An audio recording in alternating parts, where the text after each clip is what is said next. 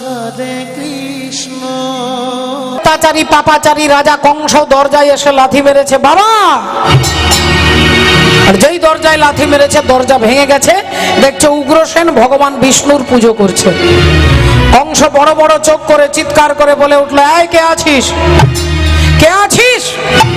আমার বাবার ঘাড়ে ধরে টানতে টানতে নিয়ে গিয়ে কারাগারে বন্দি করে দে, যা ঘাড়ে ধরে টানতে টানতে নিয়ে গিয়ে কারাগারে বন্দি করে দে। আর যেই উগ্রসেনকে দুজন ঘাড় ধাক্কা দিয়ে নিয়ে যাচ্ছে, উগ্রসেন আনন্দে হাসতে হাসতে যাচ্ছে। যাবার আগে বলে উঠলো, ওগো তোমরা একটু দাঁড়াও, আমি আমার ছেলের সঙ্গে একটা কথা বলবো। উগ্রসেন তার ছেলে কংসের কাছে এসে দাঁড়ালেন। কংসকে জিজ্ঞাসা করছে, বাবা কংস, তুই আমাকে কোথায় পাঠাচ্ছিস বাবা, তুই আমাকে কোথায় পাঠাচ্ছিস? কংস রেগে গিয়ে বলছে, তোমাকে আমি কারাগারে পাঠাচ্ছি, তোমাকে আমি কারাগারে পাঠাচ্ছি। উগ্রসেন বললেন, ওটাই তো আমি জিজ্ঞাসা করছি, কারাগারে? তুই আমাকে কোথায় পাঠাচ্ছিস? কারাগারে, কারাগারে, কারাগারে, কারাগারে। মানে কার কাছে, কার দায়িত্বে, কোনখানে? কংস আবার বলছে, আরে বাবা তোমাকে কারাগারে পাঠাচ্ছি। কংসের কারাগার বলতে সে জেলকে বোঝাচ্ছে, আর উগ্রসেন প্রশ্ন করছে কারাগারে। কংস রেগে গিয়ে বলছে, আরে বাবা তোমাকে জেলে পাঠাচ্ছি, জেলে। উগ্রসেন বললেন, বাবা তোর কল্যাণ হোক, রাধে রাধে, তোর কল্যাণ হোক বাবা, তুই আমাকে এত বড় জেল থেকে বাইরে বার করে আজকে তুই আমাকে মুক্ত করে দিয়েছিস। কংস বললেন, তোমাকে আমি আজকেই কারাগারে বন্দি করব, আর তুমি বলছো আমি তোমাকে মুক্ত করে দিয়েছি? বললেন, হ্যাঁ, তুমি আমাকে সংসার কারাগার থেকে বাইরে বার করে আজকে লোহার কারাগারে পাঠাচ্ছিস, যে কারাগারে কোনো ব্যথা নেই, যে কারাগারে কোনো দায়িত্ব নেই, যে কারাগারে কোনো টেনশন নেই। সেই লোহার কারাগারে বসে অন্তত আমি এইটুকু সুখ পাবো যে আমি চোখ বন্ধ করে মনের আনন্দে ভগবানের ভজনটা করতে পারবো। হরি হরি বল। গীতাতে ভগবান শ্রীকৃষ্ণ বলছেন, ইয়ম ইয়ম বাপি শরণ ভাবম তজে তন্তে কলেবরম।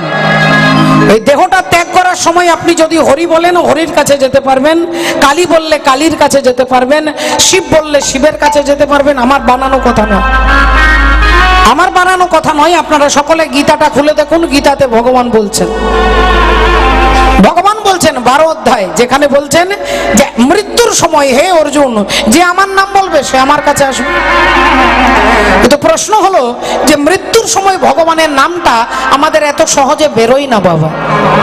আমরা বাবা গো মা গো বলে চিৎকার করতে পারি, আমরা ছেলে মেয়েদের নাম বলে চিৎকার করে রাখতে পারি, কিন্তু ভগবানের নামটা এত সহজে বেরোয় না। বলে ভগবানের নামটা তখনই বেরোবো যদি আগে থেকে প্র্যাকটিস থাকে। অজামিল দুরাচারী ছিল, পাপাচারী ছিল, ছেলের নাম রেখেছিল নারায়ণ, আর মৃত্যুর সময় ছেলেকে নারায়ণ বলে ডাকলো। অমনি যমদূত ফিরে গিয়ে নারায়ণের দূত এসে অজামিলের আত্মাটাকে বৈকুণ্ঠে নিয়ে গেলেন। হরি হরি বল। তাহলে কতকাল, কতদিন, কত বছর, কত মাস ভগবানের নাম প্র্যাকটিস করতে হবে? বলে উদাহরণ দিচ্ছে শাস্ত্র, ভগবান রামচন্দ্রের দাদুর দাদুর বাবা ছিলেন। ভগবান রামচন্দ্রের দাদু, তার বাবা, তিনি মাত্র 24 মিনিট ভগবানের ভজন করে ভগবানকে পেয়েছিলেন। তাহলে ভগবানের রামচন্দ্রের দাদুর বাবার নাম কি? তার নাম হচ্ছে খট্টাঙ্গ রাজ চক্রবর্তী, খট্টাঙ্গ রাজা। আর খট্টাঙ্গ রাজা ছিলেন বিরাট ধার্মিক রাজা, বিশাল শক্তিশালী রাজা। এদিকে স্বর্গে একজন অসুর গিয়ে হামলা করেছে, যার নাম হচ্ছে নারী জঙ্ঘ। সেই নারী জঙ্ঘ নামে একজন অসুর ইন্দ্রের সঙ্গে যুদ্ধ করে বারবার দেবতাদেরকে হারিয়ে দিচ্ছে। দেবতারা ভয় পেয়ে যাচ্ছে যে এই অসুরের সঙ্গে তো আমরা বারবার পারছি না, হেরে যাচ্ছি, এখন কি করা যায়? এমন সময় দেবরাজ ইন্দ্র দেবর্ষি নারদকে জিজ্ঞাসা করছেন যে হে দেবর্ষি, একটু দয়া করে বলতে পারবেন আপনার কাছে এমন কোন রাজা আছে যিনি আমার থেকে শক্তিশালী, এই অসুরকে পরাজিত করতে পারবে? দেবরাজ ইন্দ্রের কথা শুনে দেবর্ষি নারদ বললেন, একজন রাজা আছে মর্তধামে অযোধ্যায়, আর তার নাম হচ্ছে খট্টাঙ্গ রাজা। আপনি যদি তাকে আনতে পারেন তাহলে তিনি পারে এই অসুরকে বিনাশ করতে। এখন দেবরাজ ইন্দ্র এসে খট্টাঙ্গ রাজার হাতে ধরে অনুরোধ করে তাকে নিয়ে এলেন স্বর্গে।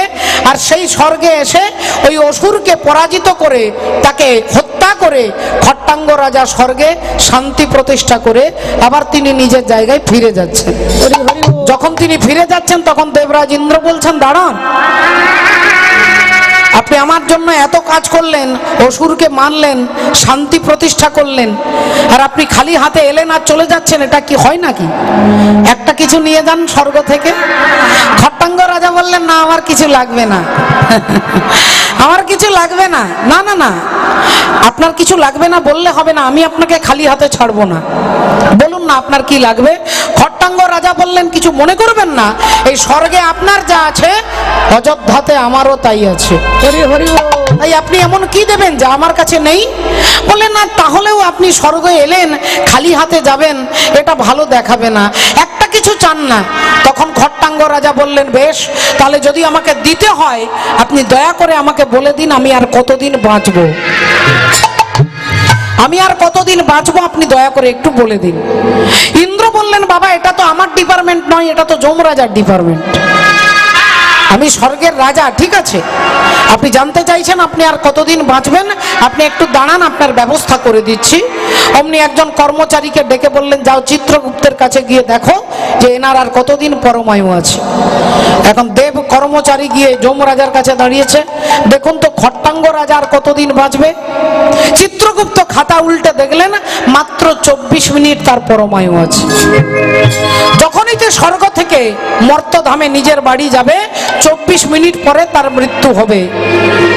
এখন ইন্দ্রকে এসে বলে দিয়েছে, ইন্দ্র আর বলতে পারছে না যে আমার এত বড় উপকার করলো তাকে কি করে বলবো 24 মিনিট বাঁচবে। তা খট্টাঙ্গ রাজা বলছে, দয়া করে বলুন কি ব্যাপার, কি হয়েছে। না, আপনার মনে কষ্ট হবে। না না, আমার কোনো কষ্ট হবে না। না না, আপনি মাথা ঘুরিয়ে উল্টে পড়ে যেতেও পারেন। খট্টাঙ্গ রাজা বললেন, আপনার আমার কিচ্ছু হবে না, আপনি দয়া করে বলুন আমি আর কতদিন বাঁচবো। বলে, আপনি এই স্বর্গ থেকে যখনই নিজের বাড়ি যাবেন 24 মিনিট পরে আপনার মৃত্যু হবে।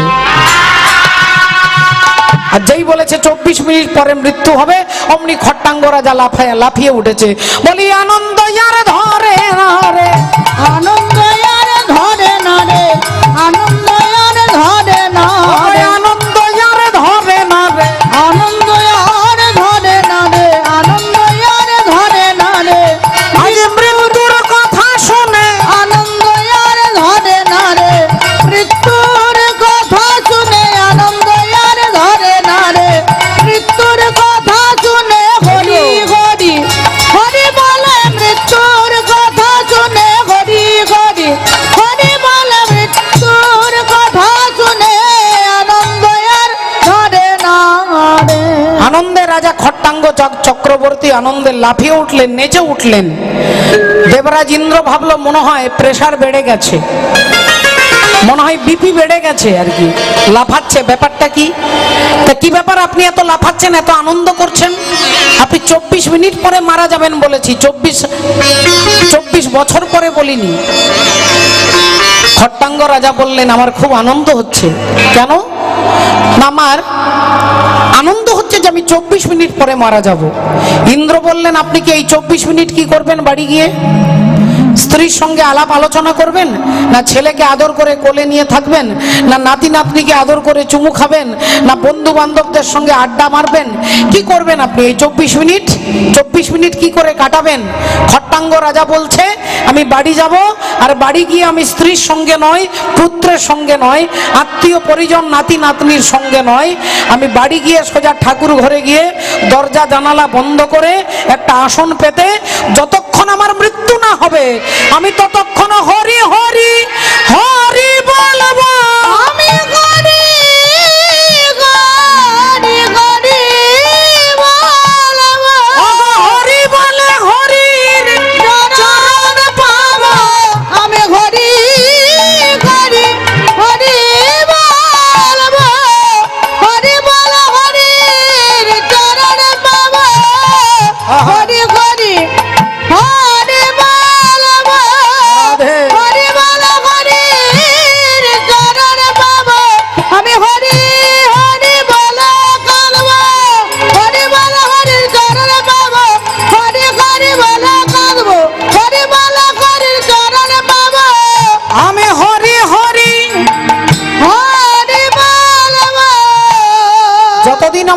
ভাবনা হচ্ছে যতক্ষণ না হবে ততক্ষণ আমি হরি বলবো, আর হরি বলতে বলতে যদি মরতে পারি তাহলে অন্তিমকালে হরিকে পেয়ে যাব। এই কথা কে বলছেন? না ভগবান রামচন্দ্রের দাদুর দাদুর বাবা। আপনারা বলবেন যে দাদুর দাদুর বাবা কি করে হবে, তুমি বললেই কি আমি মেনে নেব? তাহলে বাবা ঠাকুর ভগবান রামচন্দ্র যে বংশে জন্মগ্রহণ করেছেন সেই বংশের নাম হচ্ছে সূর্য বংশ, আর ভগবান কৃষ্ণ এসেছেন চন্দ্র বংশে, আর রাম এসেছেন সূর্য বংশে। সূর্য বংশের প্রথম পুরুষ হচ্ছে পরমাত্মা ভগবান শ্রী বিষ্ণু। বিষ্ণুর নাভি থেকে সৃষ্টি হলো ব্রহ্মা, ব্রহ্মার পুত্র গাধি, গাধির পুত্র মরীচি, মরীচির পুত্র কশ্যপ, কশ্যপের পুত্র সূর্য, সূর্যর পুত্র মনু, মনুর পুত্র ইক্ষ্বাকু, ইক্ষ্বাকুর পুত্র সুসেন, সুসেনের পুত্র মান্ধাত্তা, মান্ধাত্তার পুত্র মুচকুন্দ, মুচকুন্দের পুত্র পৃথু, পৃথুর পুত্র শতাবর্ত, শতাবর্তের পুত্র আর্যাবর্ত, আর্যাবর্তের পুত্র ভারত, ভারতের পুত্র ভূধর, ভূধরের পুত্র খণ্ড, খণ্ডর পুত্র দণ্ড, দণ্ডর পুত্র হারিত, হারিতের পুত্র হরিবীজ, হরিবীজের পুত্র হরিশ্চন্দ্র, হরিশ্চন্দ্রের পুত্র রোহিতাশ্ব, রোহিতাশ্বের পুত্র সগর, সগরের পুত্র অসমঞ্জ, অসমঞ্জর পুত্র অংশুমান, অংশুমানের পুত্র দিলীপ, দিলীপের পুত্র ভগীরথ, ভগীরথের পুত্র শ্রুত, শ্রুতর পুত্র নাভ, নাভর পুত্র সিন্ধুদ্বীপ, সিন্ধুপুত্র অজুবায়ু, অজুতায়ের পুত্র অস্মক, অস্মকের পুত্র বালিক, বালিপের পুত্র মূলক, মূলকের পুত্র অর্বিড়ি, অর্বিড়ির পুত্র বিশ্বসহ, বিশ্বসহের পুত্র খট্টাঙ্গ রাজ চক্রবর্তী, খট্টাঙ্গ রাজার ছেলে দীর্ঘবাহু, দীর্ঘবাহুর পুত্র রঘু, রঘুর পুত্র অজ, অজর পুত্র দশরথ, আর দশরথের পুত্র ভগবান রামচন্দ্র। হরি হরি বল, হরি বল। দেখুন বাবা ঠাকুর ভক্তিমতী মায়েরা, তো মাত্র 24 মিনিট ভগবানের ভজন করে খট্টাঙ্গ রাজা ভগবানকে পেয়েছেন। আজকে সেই উগ্রসেন বলছে যে আমি কারাগারে বসে, আমি হয়তো কারাগারে তার আমার অন্য কোনো কাজ থাকবে না, আমি চুপচাপ চোখ বন্ধ করে ভগবানের ভজনটা করতে পারবো। কিন্তু ভক্তের ভাব কি আর দুরাচারী কংস বুঝবে? কংস তো বাবাকে জেলে বন্দি করে দিলেন। এখন মন্ত্রী এসে বলছেন মহারাজ আপনি তো আপনার বাবাকে জেলে বন্দি করলেন, কিন্তু জনগণ তো রেগে লাল, জনগণ তো খেপে গেছে, জনগণ যদি রেগে যায় আপনি আপনার আসনটাকে তো রাখতে পারবেন না। কংস বললেন এক কাজ করো, একদিকে বাবাকে জেলে বন্দি করেছি, জনগণের মনের মধ্যে আতঙ্কের সৃষ্টি করেছি, এবার আমার যে বোন আছে, আমার আদরের বোন, আমার কাকার মেয়ে দেবকী, ওই দেবকীর সঙ্গে একজন ভক্তের সঙ্গে বিয়ে দেব। কার সঙ্গে বিয়ে দেবে? বলে বসুদেবের সঙ্গে দেবকীর বিয়ে হবে। তাহলে কংসের বোন হচ্ছে দেবকী, আপনারা জানেন, তবে নিজের বোন নয়, কাকার মেয়ে। কংসের কাকা হচ্ছে দেবক রাজা, দেবক রাজার কন্যা হচ্ছে দেবকী, সেই দেবকীর সঙ্গে বসুদেবের বিয়ে দেবে। কংস ঠিক করে ফেলেছে আজ কি আনন্দ মধুপুরে,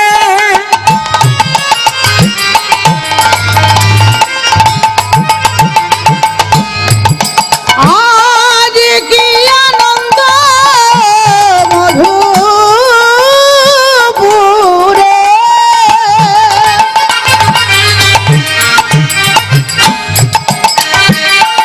আর কংস রাজ ভবনে কি আনন্দ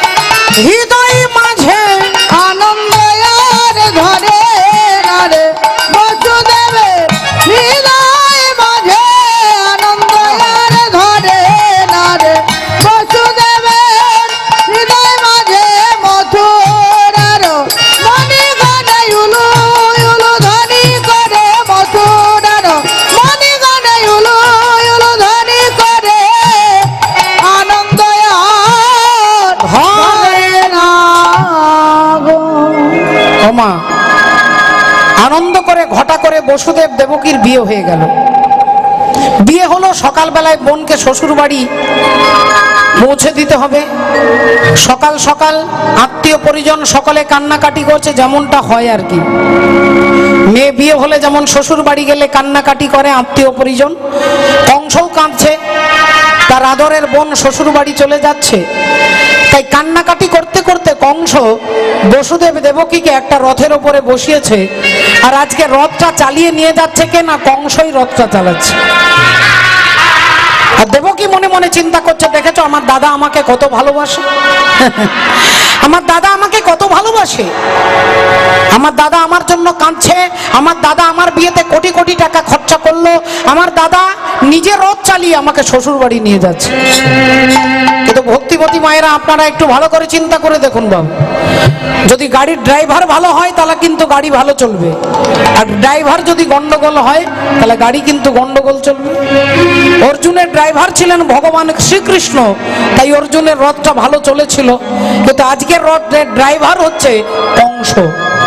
কংস মানে হচ্ছে কাম, আর কাম যদি এই গাড়িটাকে চালায়, আমার এই দেহটাকে যদি কাম ড্রাইভার হয়ে যায়, তাহলে রাধে রাধে, সর্বনাশের শেষ থাকবে না। তো আজকে কংস রথটা চালিয়ে নিয়ে যাচ্ছে, বসুদেব দেবকী রথের ওপরে বসে আছে। রথ কেমন করে চলছে, ঘড় ঘড় করি রথ ভাইয়া চলিল, ঘড় ঘড় করি রথ ভাইয়া চলিল, ঘড় ঘড় করি রথ ভাইয়া চলিল, ঘড় ঘড় করি রথ ভাইয়া চলিল, চলে যায়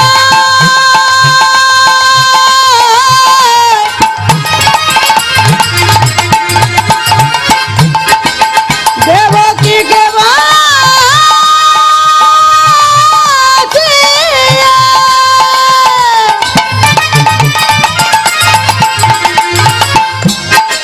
চলে যায়,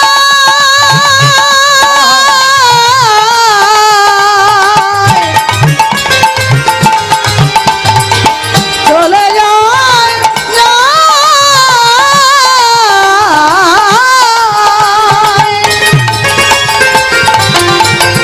হে ঘড় ঘড় করি রথ ভাইয়া চলিল, ঘড় করি রথ ভাইয়া চলিল। ঘড় ঘড় ঘড় ঘড় করে রথ যাচ্ছে, হঠাৎ পেছন থেকে কে যেন বলে উঠলো, কংস কংস কে? কে? কার এত বড় সাহস, কার এত বড় বুকের পাটা, যে মথুরার মাটিতে দাঁড়িয়ে তুই আমার নাম উচ্চারণ করছিস, কে তুই? যদি তোর সাহস থাকে একবার আমার সামনে এসে দাঁড়া। মহারাজ, আমি আপনার সামনেই দাঁড়িয়ে আছি মহারাজ। তুই আমার সামনে দাঁড়িয়ে আছিস, তোকে আমি দেখতে পাচ্ছি না কেন? কি নাম তোর? আগে মহারাজ আমার নাম হচ্ছে নিয়তি। নিয়তি? আগে হ্যাঁ মহারাজ, আমার নাম নিয়তি। নিয়তি মানে ভাগ্য। বললেন আচ্ছা, তা তোর কাজ কি? আগে মহারাজ আমার কাজ হচ্ছে পিঁপড়ে থেকে হাতি পর্যন্ত আর পাবলিক থেকে রাষ্ট্রপতি পর্যন্ত সকলের ভাগ্যের বিচার করা, সবার ভাগ্যের বিচার করা আমার কাজ। বললেন তাহলে এখানে দাঁড়িয়ে আছিস কেন, নিজের কাজে যা।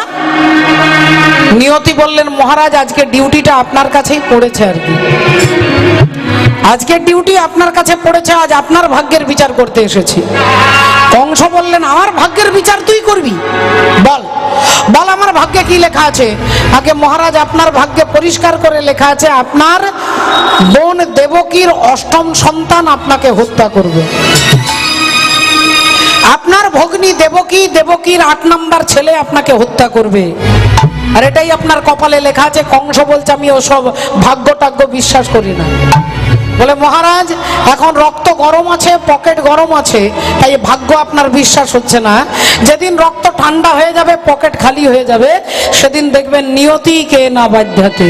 হরি হরি বল। নিয়তির দ্বারা সকলে পরিচালিত বাবা, ভাগ্যই আমাদেরকে পরিচালনা করে। আপনি এখান থেকে কোনো মতে নিজেকে রক্ষা করার কোন রকম রাস্তা পাবেন না। তাকিয়ে দেখুন চারিদিকে, বড় বড় ব্যক্তি কোথা থেকে কোথায় পৌঁছে গেল, কিসের কারণে? বলে ভাগ্য। আপনার ট্যালেন্ট কাজ করবে না ভাগ্য যদি সাথ না দেয়। একজন বৃদ্ধ ব্রাহ্মণ ছিলেন, ব্রাহ্মণের দারিদ্রতা, সঙ্গে অনেক কিছু অভাব, কিন্তু একটা মেয়ে ছিল 16 বছরের। ব্রাহ্মণের মেয়েকে বিয়ে দিতে হবে, বিয়ে দেবার মতো তার ক্ষমতা নেই। ভাবলো তাহলে এক কাজ করি, পাড়ার লোকের কাছে চাঁদা চাইবো না, যদি চাইতেই হয় তাহলে আমি মা লক্ষ্মী দেবীর কাছে চাইবো। ব্রাহ্মণ চলে গেলেন জঙ্গলে, জঙ্গলে গিয়ে মা লক্ষ্মীর আরাধনা করতে লাগলেন। 2 মাস 4 মাস 6 মাস পেরিয়ে গেছে।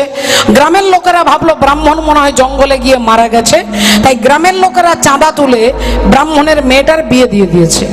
এদিকে দেখতে দেখতে 1 বছর হয়ে গেছে। লক্ষ্মী দেবী এসে ব্রাহ্মণকে বলছে, বল বাবা তুই কি চাস?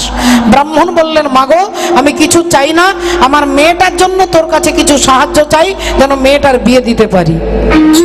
লক্ষ্মী দেবী বললেন, তুমি কি তোমার মেয়ের জন্যই চাইছো? আগে হ্যাঁ মা, আর কিছু নয়। বললেন, তাহলে তো তোমার মেয়ের তো বিয়ে হয়ে গেছে, গ্রামের লোকেরা চাঁদা তুলে তোমার মেয়ের বিয়ে দিয়ে দিয়েছে। ব্রাহ্মণ বললেন, তাহলে মা তুই আমার প্রণাম নে, তুইও চলে যা আমিও চলে যাই।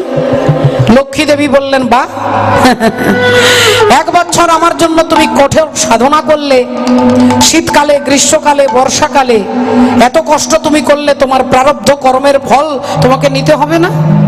না না মা, আমার কিছু লাগবে না। লক্ষ্মী দেবী বললেন, তোমার লাগুক আর না লাগুক, কিন্তু তোমাকে ফল ভোগ করতে হবে। তুমি চুরি করলেও ফল ভোগ করবে, আর তপস্যা করলেও ফল ভোগ করতে হবে। তো বললেন, তাহলে মা তুই আমাকে কি দিবি? বলে, 1 বছর তুমি আমার সাধনা করেছো, তাই তুমি 1 বছরের জন্য রাজা হবে। বলে দিয়ে লক্ষ্মী দেবী চলে গেছে। ব্রাহ্মণ ভাবছে, আমি রাজা হব? আমি রাজা? একবেলা খেতে পাই, একবেলা পাই না, জামা কাপড় ছেঁড়া, মাথায় তেল নেই, এই অবস্থায় নাকি আমি রাজা হব? আমাকে রাজা কে করবে? আবার ভাবছে, যদি রাজা হয়ে যায় তাহলে রাজা হওয়ার আগেই আমি আত্মহত্যা করব, সুইসাইড করবো। এখন ব্রাহ্মণ ভাবছে, আত্মহত্যা করব, পুকুরে ঝাঁপ দিয়ে মরবো। এমন সময় জলের কাছে দাঁড়িয়ে ভাবলেন, আমি নিজে নিজে মরলে তো একটা আত্মহত্যার পাপ হবে, কিন্তু এই দেশের রাজা যদি আমাকে মারে, তাহলে রাজা মারলে রাজারও পাপ হবে না, আর আমারও আত্মহত্যার ফল পাবো না। তাহলে এক কাজ করি, এই দেশের রাজার কাছে চলে যাই, গিয়ে এমন একটা অপরাধ করব যাতে রাজা আমাকে শুলে চড়ায়, নইলে ফাঁসি দেয়। এই ভেবে রাজার কাছে দেখা করতে এসেছে। রাজা বসে আছে সিংহাসনে, ব্রাহ্মণকে জিজ্ঞাসা করছে, বলুন আপনার কি দরকার? ব্রাহ্মণ অমনি সঙ্গে সঙ্গে পায়ের জুতোটা খুলে আর রাজার দিকে ছুঁড়ে দিয়েছে। আর জুতোটা খুলে রাজাকে ছুঁড়ে দিয়েছে। চিন্তা করে দেখুন রাজার কত রাগ হবে। রাজা তাকে কি করবে? যাকে রাজাকে যদি কেউ জুতো মারতে যায়, এখন জুতোটা যেই ছুঁড়ে দিয়েছে, রাজা তো মাথাটা নিচু করেছে, জুতোটা লেগেছে একবার যে সোনার ছাতাটা আছে, ছাতাটার যে ডান্ডাটা, এই ডান্ডাটাতে গিয়ে জুতোটা লেগেছে। আর ওখানে একটা কালো সাপ জড়িয়েছিল, সাপটার গায়ে লাগতেই সাপটা পড়ে মারা গেছে। রাজপণ্ডিত বললেন, মহারাজ আজকে আপনার কাল সর্প যোগ ছিল, আজ আপনার মৃত্যু যোগ ছিল, ব্রাহ্মণ আপনাকে বাঁচিয়েছে। রাজা সঙ্গে সঙ্গে নেমে গিয়ে ব্রাহ্মণের হাতে ধরে বলছে, তুমি যখন আমাকে বাঁচিয়েছো, তোমাকে আমি পুরস্কার দিচ্ছি, আমার এই রাজ্যের 1 বছরের জন্য আমি তোমাকে রাজা করে দিলাম। হরি হরি বল। ব্রাহ্মণ মাথায় হাত, সর্বনাশ, আমি রাজাকে জুতো মারলাম যাতে রাজা আমাকে শুলবিদ্ধ করে, রাজা আমাকে সিংহাসনে বসিয়ে দিলে জোর করে, জোর করে ভালো মন্দ খেতে দেয়, জোর করে ভালো পোশাক পরায়, রাজার সঙ্গে খুব বন্ধুত্ব হয়ে গেল। একদিন রাজা আর ব্রাহ্মণ জঙ্গলে গেছে মৃগয়া করতে, রাত্রি হয়ে গেছে, তিরপল খাটিয়ে একটা তাম্বু তৈরি করে দুজনে শুয়ে আছে। ব্রাহ্মণের পিপাসা পেয়েছে, ব্রাহ্মণ উঠে যাচ্ছে জল খেতে, দেখছে একটা জঙ্গল থেকে সাপ এসছে রাজাকে দংশন করবে বলে। সাপটা যেই রাজার বিছানায় উঠে যাচ্ছে, অমনি ব্রাহ্মণ রাজার তলোয়ারটা নিয়ে সাপটাকে মারতে যাবে, সাপটা বেরিয়ে চলে গেছে। আর অমনি রাজার ঘুম ভেঙে গিয়ে দেখছে ব্রাহ্মণ তলোয়ার নিয়ে দাঁড়িয়ে আছে। রাজা বললেন, আচ্ছা এই রাতের অন্ধকারে তুই আমাকে খুন করতে চাইছিস না? আমাকে খুন করে তুই সারা জীবনের জন্য রাজা হবি বলে তুই আমাকে মারতে চাইছিস? সঙ্গে সঙ্গে ব্রাহ্মণ বলছে, রাজা মশাই আপনি বিশ্বাস করুন, একটা সাপ ছিল আপনাকে আসছিল দংশন করতে, আমি তাকে মারবো ভেবেছি, সে তার আগে বেরিয়ে চলে গেছে।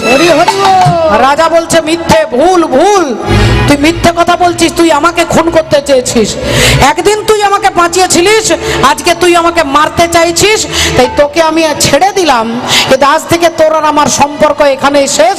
গলা ধাক্কা দিয়ে ব্রাহ্মণকে বাইরে বার করে দিল। রাজা আকাশের দিকে তাকিয়ে ব্রাহ্মণ তাকিয়ে বলছে যে হায় রে নিয়তি কে না বাধ্যাতে। নিয়তি, যেদিন আমি সত্যি রাজাকে মারতে গিয়েছিলাম সেদিন রাজা আমাকে সিংহাসনে বসিয়ে দিল, আর আজকে সত্যি রাজাকে বাঁচাতে গেলাম, রাজা আমাকে গলা ধাক্কা দিয়ে বার করে দিল।